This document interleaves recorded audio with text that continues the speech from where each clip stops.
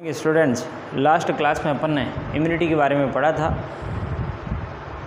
Antigen के बारे में भी पढ़ा था।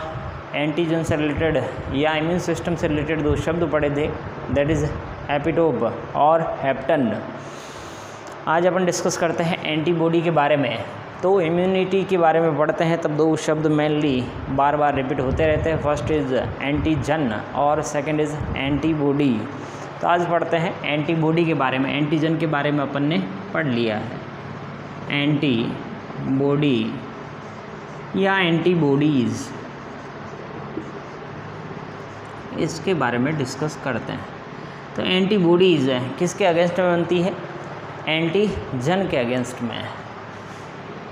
तो एंटीबॉडी फॉर्म अगेंस्ट एंटीजन, ये तो बात हुई नॉर्मल। तो एंटीबॉडी होती क्या है उसके बारे में बात करते हैं। तो antibody they are globulin protein which take part in immune system, या इम्यूनिटी प्रोवाइड करने वाले ग्लोबुलिन प्रोटीन जो ब्लड में प्रेजेंट होते हैं। तो antibody are globulin protein which take part in immunity,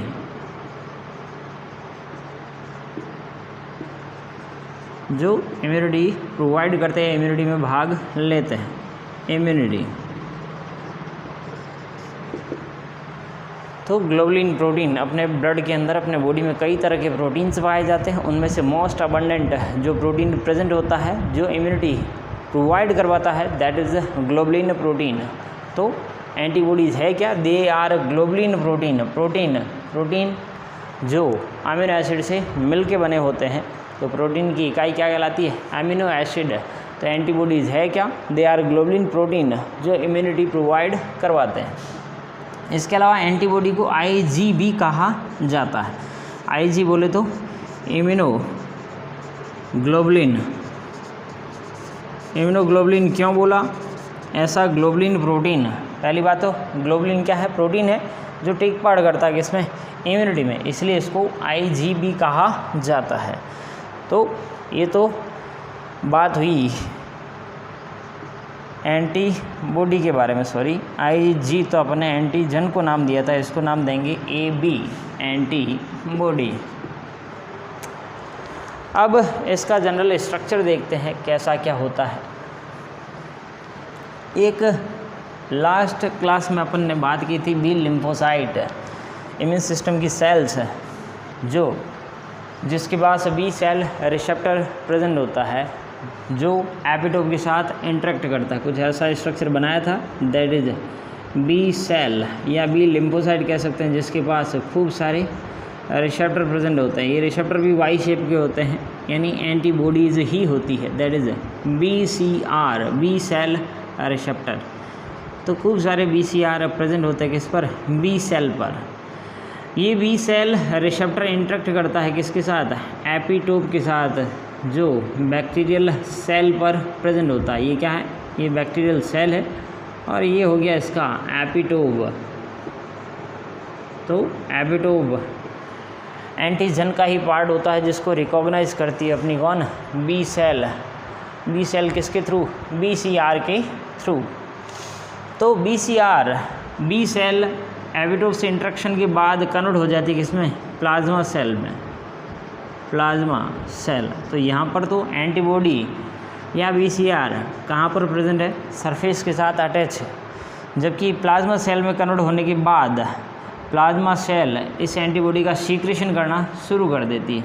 secretory antibody जो ब्लड में रिलीज की जाती है, secretion of antibody in blood, ताकि वहाँ पर जितने भी बैक्टीरिया प्रेजेंट है इस टाइप के एपिटोप वाले, उनको रिमूव किया जा सके।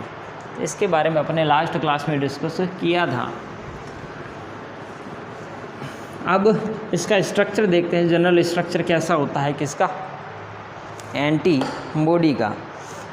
तो जनरल स्ट्रक्चर या सिंपल स्ट्रक्चर देखें एंटीबॉडी का, सिंपल स्ट्रक्चर तो वाई शेप की होती है। जनरली अपन पढ़ते भी हैं कि जो एंटीबॉडीज है दे आर वाई शेप, ऐसा शेप पढ़ते हैं। तो ये वाला पार्ट है ये तो कंटिन्यू रहेगा, इसके पैरेलल में एक छोटा या लाइट चेन कह सकते हैं वो प्रेजेंट होता है। तो जनरली स्ट्रक्चर अपन ऐसा पढ़ते हैं। तो ये जो लार्ज पार्ट देख रहे हो जिसकी लेंथ ज़्यादा है दैट इज़ हैवी चेन, इसको क्या कहते हैं? Heavy chain. शॉर्ट फॉर्म में बात करें तो HC। और ये वाली लाइट चेन, लाइट यानी हल्की, इसका साइज भी छोटा है इसलिए लाइट चेन बोला, LC। और ये डाइसल्फाइड बॉन्ड हो गया, डाइसल्फाइड बॉन्ड।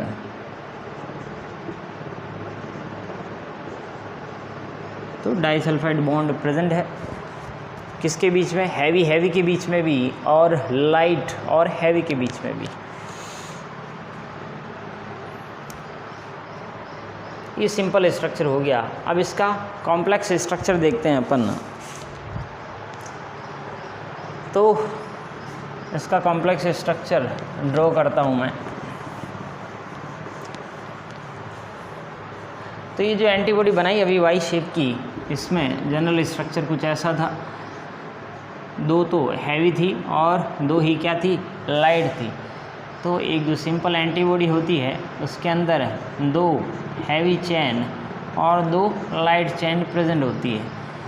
तो हैवी चेन को हैवी क्यों बोला? क्योंकि इसका मॉलिक्यूलर वेट 50 kd होता है। एक हैवी चेन का कितना? 15 kd। तो 15 kd दो हैवी चेन प्रेजेंट होती है, दो से मल्टीप्लाई करेंगे। यहाँ पर जो लाइट चेन होती है उसका मॉलिक्यूलर वेट 25 kd होता है और 100 और 50। तो हैवी चेन का कुल मॉलिक्यूलर वेट है। एक एंटीबॉडी के बारे में बात कर रहे हैं, kiतनी? एक एंटीबॉडी के बारे में। तो इसका मॉलिक्यूलर वेट 15 kd। तो दोनों यानी एक आइडियल एंटीबॉडी का मॉलिक्यूलर वेट अप्रॉक्स कितना होता है? 150 kd। तो ये मॉलिक्यूलर वेट है वन एंटीबॉडी का। तो मॉलिक्यूलर वेट ज़्यादा क्यों है? क्योंकि एमिनो एसिड की संख्या ज़्यादा होती है। हैवी चेन में एमिनो एसिड की संख्या और लाइट चेन में अमीनो एसिड की संख्या में फ़र्क होता है, इसलिए एक को हैवी बोला और दूसरे को लाइट बोला। अब इसका डिटेल स्ट्रक्चर देखते हैं अपन थोड़ा।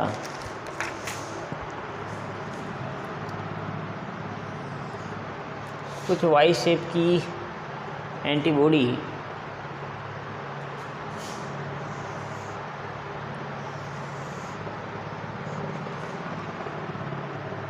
ये हैवी चेन वाला पार्ट था। दो भागों में लेना है इनको।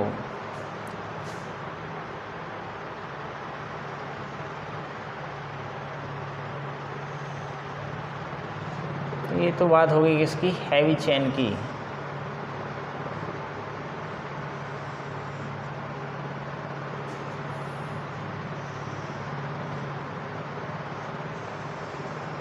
हैवी चेन आपस में डाइसल्फाइड बॉन्ड के थ्रू अटैच रहता है और ये पैरेलल में लाइट चेन प्रेजेंट होती है।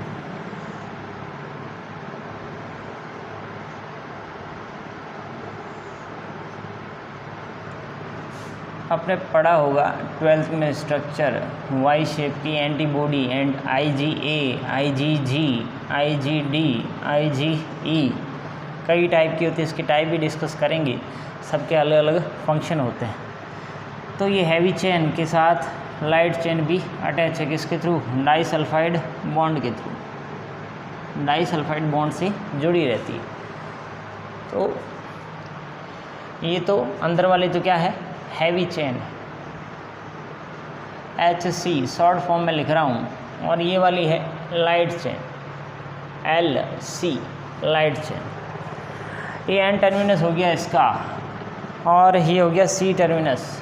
एन टर्मिनस यानी अमीनो एसिड में एमिनो ग्रुप और कार्बोक्सिलिक ग्रुप प्रेजेंट होते हैं। खूब सारे एमिनो एसिड है, तो एमिनो एसिड का एन टर्मिनस ऊपर की तरफ और C टर्मिनस नीचे की तरफ। ये पहला पार्ट ये हैवी चेन है।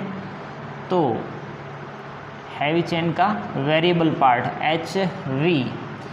ये लाइट चेन है तो लाइट चेन का भी वेरिएबल पार्ट LV। वेरिएबल यानी ये वाला पार्ट इंटरेक्ट करता है किसके साथ, एपिटोप के साथ। जो एपिटोप कर रहे हैं ना, यहाँ एपिटोप को लाकर फंसाया जाता है, उसको रिकॉग्नाइज किया जाता है।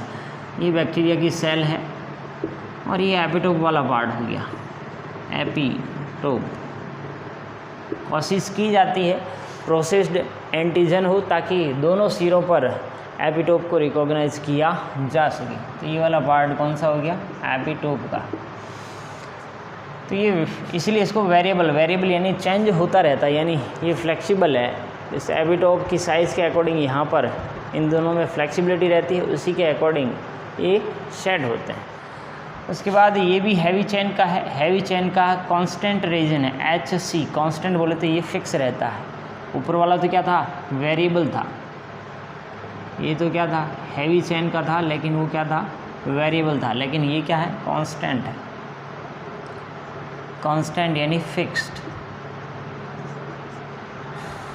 तो ये हैवी चेन 1 वाला पार्ट हो गया, दैट इज हैवी चेन 2 वाला पार्ट हो गया, और ये हैवी चेन 3 वाला पार्ट हो गया। और ये लाइट चेन का वेरिएबल वाला पार्ट, और ये लाइट चेन का कांस्टेंट वाला पार्ट LC। जैसा इधर लिखा है वैसा का वैसा ये वाला पार्ट, ये भी HV हैवी चेन का वेरिएबल पार्ट, और ये लाइट चेन का वेरिएबल पार्ट। वेरिएबल क्योंकि यहाँ पर एपिटोप फिट होता है, ये फिक्स नहीं है। ये वाला पार्ट वापस लाइट चेन का है, लेकिन कांस्टेंट वाला पार्ट हो गया। तो और ये disulphide bond,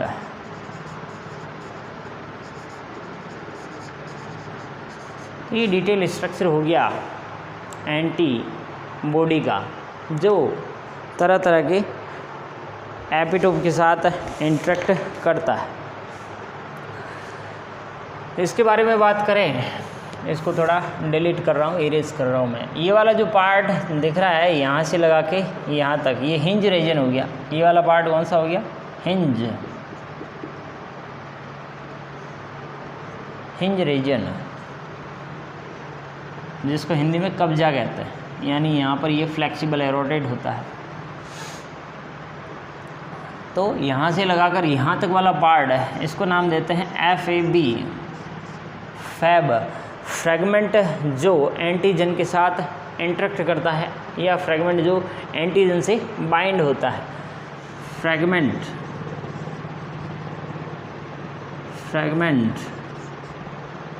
antigen binding part, Fab. और ये वाला पार्ट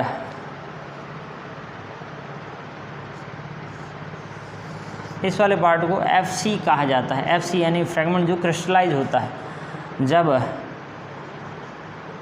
इसका इलेक्ट्रोफोरेसिस करते हैं या अदर प्रोटीन के साथ। यानी कुल मिला के ये वाला पार्ट तो किस में टेक पार्ट करता है, एपिटोप के साथ इंटरेक्ट करता है, जबकि ये पार्ट यहाँ से टूटने के बाद क्रिस्टलाइज हो जाता है। जो क्रिस्टलाइज होता है, क्रिस्टल जैसे प्रोटीन बन जाते हैं इसके फ्रेगमेंट, क्रिस्टलाइज।